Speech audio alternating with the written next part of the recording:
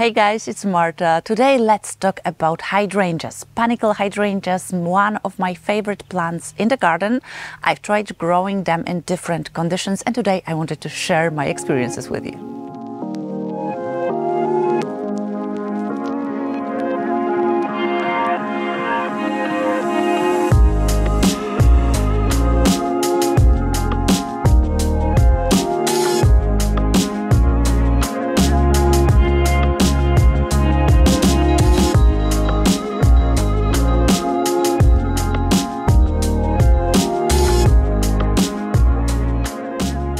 I've learned one thing about hydrangeas through the years of having my YouTube channel, that when we hear hydrangeas, some of us think of different plants. So you can have the mophead hydrangeas, the garden hydrangeas, the ones that usually bloom on old wood. Those are the hydrangeas you would see, the blue ones, the pink ones. They're a different type of hydrangeas. Then we have the Annabelle type of hydrangeas. So those are the round ones, but the white ones, those bloom on new wood. And then we have Panicle hydrangeas, those that you see behind me, those cone-shaped ones. And sometimes there is a lot of misunderstanding of what a hydrangea is to someone because we think of different plants. And today I wanted to talk about the Panicle hydrangea. I think one of the easiest to grow, and you will know that this hydrangea when you look at the shape of the flowers. So the flowers will be cone-shaped and the leaves of them are serrated ones. They are a bit longer than those of Annabelle hydrangeas that are larger, more papery. And if you look at the mophead hydrangeas, they will be more waxy type of leaves. Because a lot of us think about different hydrangeas, we sometimes mistake the perfect spot for our hydrangea. When we think about the mophead hydrangeas, those garden hydrangeas, we usually hear that they prefer to grow in the shade or semi-shade. And this is why sometimes we are mistaken what is the best space for our, for example, Panicle hydrangeas. So those I've been growing for a lot of years and I have them in different parts of the garden. And I've been pushing them into very harsh conditions to see how, what kind of results I will get. And I know that this space that we are standing now is the perfect one for them. Why? So the perfect spot for your Panicle hydrangeas would be a space that is in full sun, and I think this is the best space in my garden, that they have the most flowers, the best shape. They are not having their stems elongated, which does not look good. They are very nice bushy plants with a lot of flowers. The ground below them needs to be rich soil. They prefer soils that are rich in compost, in manure, and they will perform best. And why? Because when you have these enhancements to your soil, the moisture is held so much better. And those are the plants. Among the hydrangeas, they need less water than the other ones, but still they need a lot of water and a lot of nutrients to perform the best they can. To summarize, they will grow best in full sun or very light shade, in soil that is rich in humus, slightly acidic, best to add it compost, manure. Then they will, because the soil is rich, it will hold on to water very well. And then you need constant supply of water, because when they get enough water, they will bloom their best. So when you saw my hydrangeas, you had questions about how is the spacing between them. When I was planting them, and those plants that you see here are only 3 years old, their growth is really astonishing and I'm always in awe when I look at them. But I've been planting them, the spacing is from the middle of the plant to the middle of the plant 1.5 meters, and I think you can even go further, but you shouldn't go closer. I can see that they are now touching one another, and I think in some time I will need to remove one of them and plant them somewhere else so they have a better spacing. I think I wasn't expecting them to grow so fast. I prune my hydrangeas in the spring and I try to do it quite early in the season. So for me, it's usually the end of February, depending on the weather.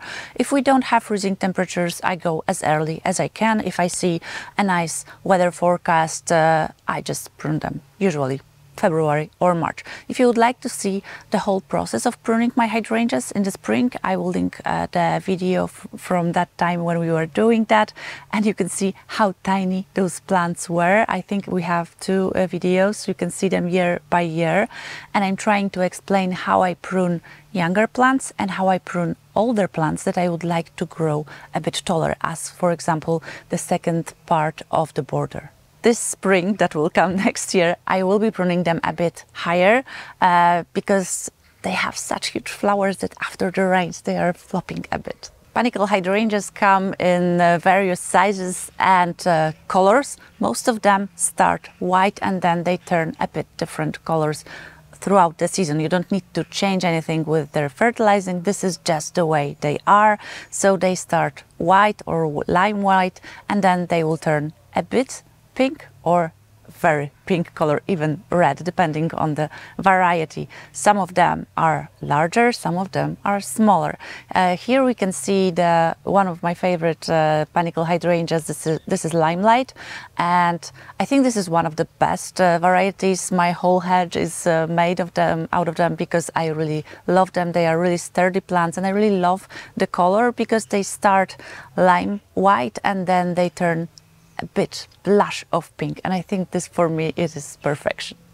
So another question is, do Panicle hydrangeas need staking? I believe that sometimes they do. When they have a lot of flowers and there is a really huge storm, nothing will stop those flowers to be flopping a bit. They will not bend as much as Annabelle's, but yes, you will need some staking, especially when there's abundance of flowers and even if the stems are really thick, and I have them, they are pencil-like thick. When there is a huge storm and the flowers are huge, it's like somebody's pouring water from the bucket. They will bend. So sometimes it's good to give them some kind of staking. I will show you what I use. So some plants that are mature, they have thick stems and they are in a sheltered position, or you don't get huge storms, they will not need staking. But for me, my young plants that are in the middle of the garden, the rain is really heavy there, they definitely need it. But there you can see the older limelights that I have, and they are under birch trees. This is not a perfect position because they lack water, they lack nutrients, but they are sheltered from the rain. And when the rain is falling on the birch trees, it's somehow acting as an umbrella for my plants. So those flowers are never affected, they never bend because there is never that much rain.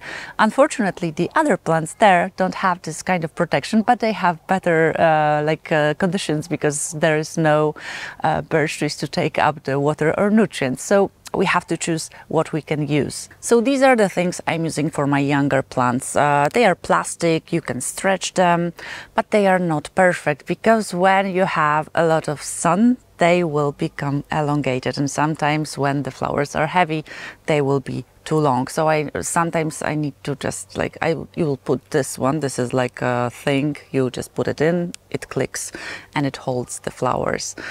It's not a perfect solution.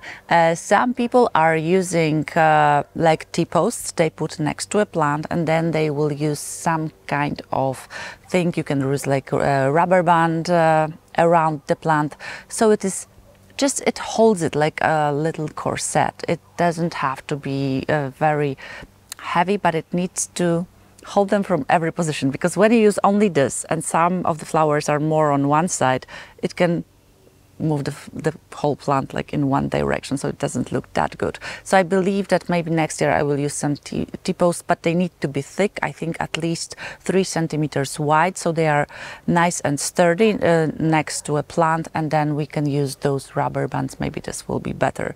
So you can always search for some kind of ideas. Maybe you will give me some today. What are you using? And sometimes you definitely don't need to, but some kind of a band around the plant will definitely help so the plant looks better. Here you can see my strong Annabelles. They have turned their color. I get some questions. What happened to my Annabelles? Why did they turn green? This is like a normal situation when the Annabelle or strong Annabelle or incredible, this is what you will have them called in US. This is what happens. They are first white and then they turn green, and when the late autumn comes they will turn brown. So this is the normal stage of hydrangeas, Annabelles. And I wanted to show you something which does not look good. You will see that this strong Annabelle is not looking her best. Why and what happened? You can see that the leaves have been affected, and when I came back from my holidays I've noticed that this plant is very unhappy. What happened is that we have a mole there and it was digging around the roots. So sometimes people ask me if they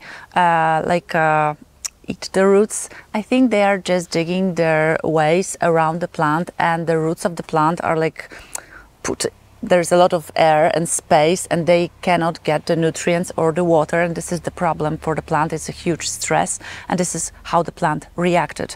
I'm giving it supplemental water, extra water, and I will check if the root system after the season was not affected. I will probably dig something near the plant and check if it's fine, and I will definitely check if there are no holes below so the roots can get all the nutrients they need. My crazy rose Bobby James needs really hard pruning. This is a good time to prune your roses, the climbing roses that bloom only once.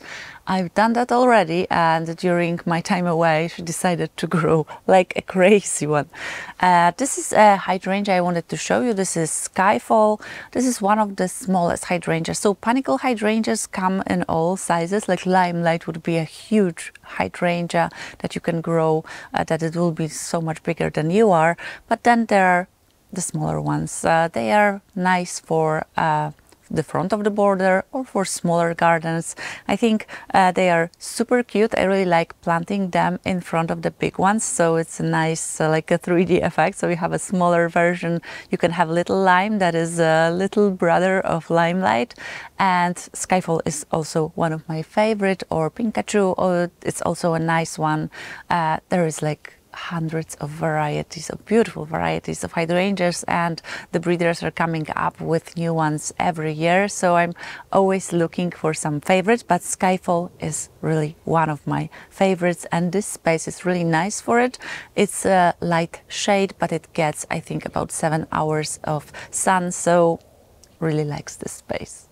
Please let me know in the comments what varieties you're growing in your garden and what are your experiences. It's wonderful what we can share, and there can be like several of us, hopefully 100, that will share in the comments what part of the garden they are growing the best, what lighting conditions, what kind of water you give them, how much water they need, and what varieties are your favorite. Maybe you have a favorite tiny one and maybe a huge one.